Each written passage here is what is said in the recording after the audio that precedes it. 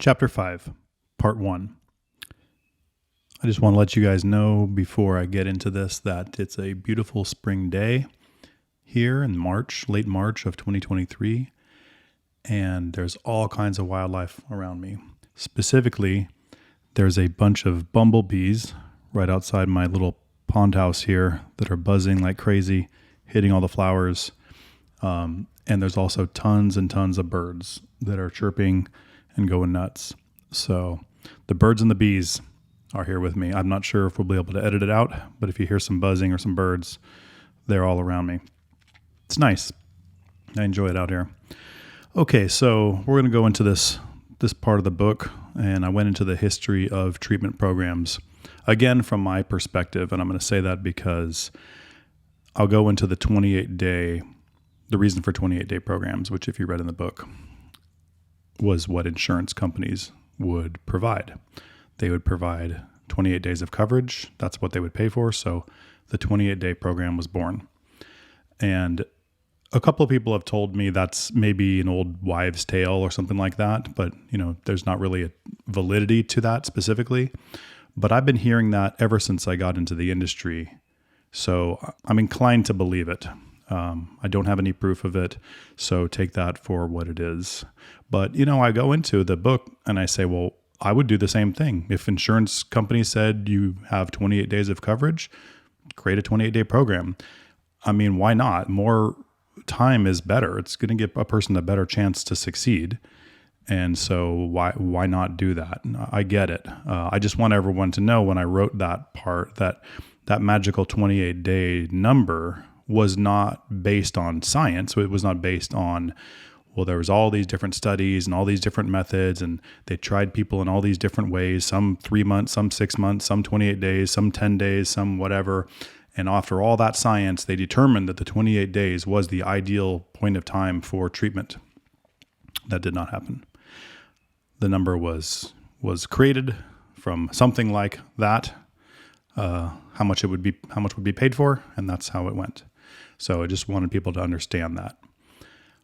I want to talk a little bit about how the rehab industry used to be, quote unquote, back in the day, which to me is, the 90s. Many people remember before then, but that's when I got into the industry. And back in the day like that, it was like the Wild West.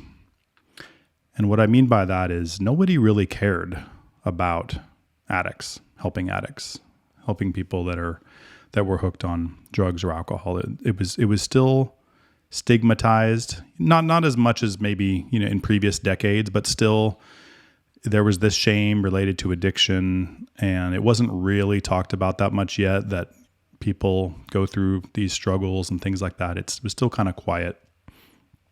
And when you worked at a rehab, whether it was a nonprofit or a for-profit, it kind of felt like you were working at, like a volunteer group or a church or something where it's not really like a business. It's more like just taking care of people. That was sort of the vibe. That was the culture compared to where it is now, which is definitely business.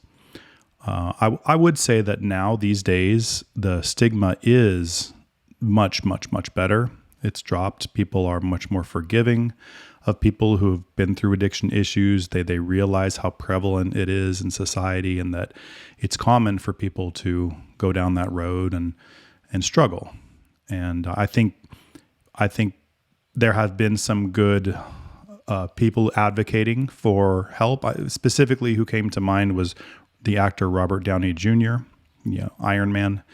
He went into his story about how he was a young Hollywood superstar and, went down that path of drugs, which is hardly shocking to anybody who understands what Hollywood is like. But he was real about his story. He got arrested and that he was vulnerable about his issues and that he's gone through that. And I think because of that, people are more inclined to like him because he's truthful about it. He doesn't hide it. He was ashamed of it. He went through his struggles, but he overcame it. And at some point, what can you do, right? The past is the past. You do your best to make up for it and you move forward. And I'm really happy with the success that he's had since then. It gives inspiration to people who've been addicted. So when when the healthcare bill was passed in 2010, the Affordable Healthcare Bill, the Obamacare bill, things changed, and things changed because mental health treatment was mandated to be covered by insurance companies, as well as which included addiction treatment. So now all of a sudden, these businessmen, for lack of a better word, decided, oh wow, insurance companies have to pay for treatment. Well, let's just open up rehabs because, it's a big money play. And, they were right in the sense that there was money there available. Unfortunately, for somebody who was already in the industry, was helping people without the thought of really making money, seeing this happen was really kind of, turned my stomach a little bit. These business people came in, they started slapping up rehabs everywhere, buying old hotels or resorts or whatever, converting them, and pushing it out where, hey, we're the best program out there, come out here and get help with us. And they were doing insane budgets in marketing and doing everything they could to bring people into the program. And then the practice known as body brokering became very popular. And I go into that a little bit in the book. Well, I go into it a lot in the book actually, but essentially body brokering is buying people, right? You buy a person needs treatment. You find a person who's addicted and needs rehab, and you send them to a rehab. If they don't have insurance, you buy insurance for them, because if you buy a policy for somebody, this is all illegal, by the way, at this point. But if the thought was, you find a homeless person or somebody who cannot afford treatment or insurance, you buy them a policy. Let's say it costs premiums of $300 a month or something like that, $3,000 a year or something like that to buy the policy. Well, the rehab is going to pay you $5,000, $8,000, $10,000 for that person. They're literally going to pay you for that person. So they would buy policies for people, and then they would go into treatment. And these rehabs would have these elaborate schemes going where maybe one company owns multiple rehabs, and they will have a person come into their program by one of their independent agents who bring them in, body broker them in. They'll deliver the treatment to that person. And let's say the guy isn't really motivated to do treatment. He was just homeless and happy to have a bed and a shower and all these kinds of things. And I'm not knocking homeless people. I'm just using this as an example, by the way. And then let's say the guy gets out of the program and then immediately goes out and gets drunk, needs help again, right? Then they say, oh, well, great. Well, we're going to send you to another program. It just happens to be owned by the same company. You see, so they're just bouncing the person from place to place and billing all over the place. And they actually got very fraudulent when it came to billing for urine screening, which was also made illegal. And the insurance companies essentially said, you can't do that anymore. But they were having people pee into a cup and send it to a lab to screen it to see if it was dirty for drugs or not. And the amount of money that they were billing the insurance companies for those particular labs was more than what they were getting paid for rehab, if you can believe that. So that all got shut down pretty quickly. And, but it was crazy to see this. It was wild to watch the industry go through this. There's a movie apparently called Body Brokers that goes into this. And I've been meaning to watch it. I don't watch much TV or movies, but one of my friends said, oh man, I saw this movie. It was good. Is that really how it was? And I don't know because I haven't watched it, but I should watch it to see how accurate it is. But a couple other real quick stories that I do remember. Now I don't have proof of this, but I had a person tell me that that was in my program that said I was in another program and it was like this. And I heard a story of a guy in LA, this big dude, big buff, like strong guy, intimidating guy, who owned this big home, like a mansion, and it was running a rehab out of it. And the entire rehab was essentially vocational training based. That was the sort of thing they would do. They would get up in the morning, they would eat breakfast, they would do a meeting of some kind, I don't know if it was a 12-step meeting or some kind of a group meeting, and then they would get to work. And the whole idea was to sort of work your way, produce, right, to sobriety, which in effect is not really that bad of an idea if you think about it, because I go into people need to feel valuable, they need to feel that they have a skill, all these kinds of things. However, this definitely seems like it goes into the forced labor category.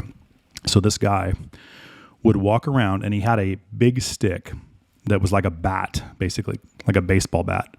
And he would walk from room to room and basically not do anything with the bat other than just be intimidating with it, right? Just kind of look over people's shoulders while they're working, while they're installing countertops into his bathroom, or, pulling up the hardwood floor, or whatever was going on. Basically, this guy was using the people in his quote unquote program to renovate his mansion, and then which he would probably then sell or keep or whatever, or go get another one and keep doing it.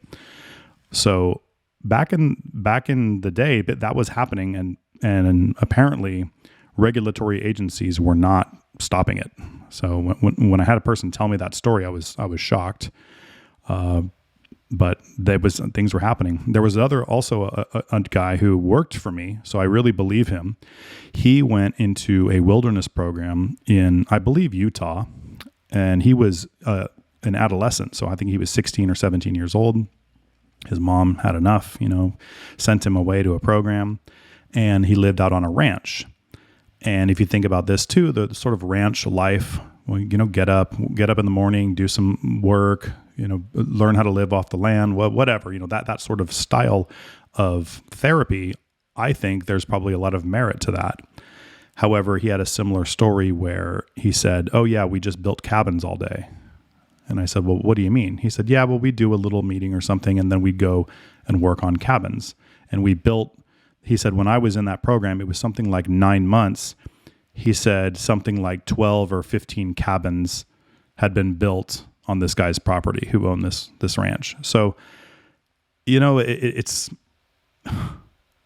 you got to imagine there's a conflict of interest here, right? It doesn't take a brain surgeon to realize that, okay, this guy's owning this program and he's having people build things that will add value to his real estate empire. That's really shady. I'm sure must be illegal, of course. I mean, but this is what was happening back then. I really don't know what's happening these days because I'm not in these other programs, but I would imagine that maybe in some county somewhere where, in a I don't know if it's a poorer state or something like that, where there's not a whole lot of regulations, these things could still be happening. I really don't know. I would imagine in California, where my program is, there's not anything like that happening anymore because it would be too easy to report it and for people to discover what's going on. So if you can imagine, that's sort of the kinds of things that were going on not that long ago when you think about the addiction treatment industry. And the next part, I'll go into how that was how the insurance companies and the law and Congress responded to this.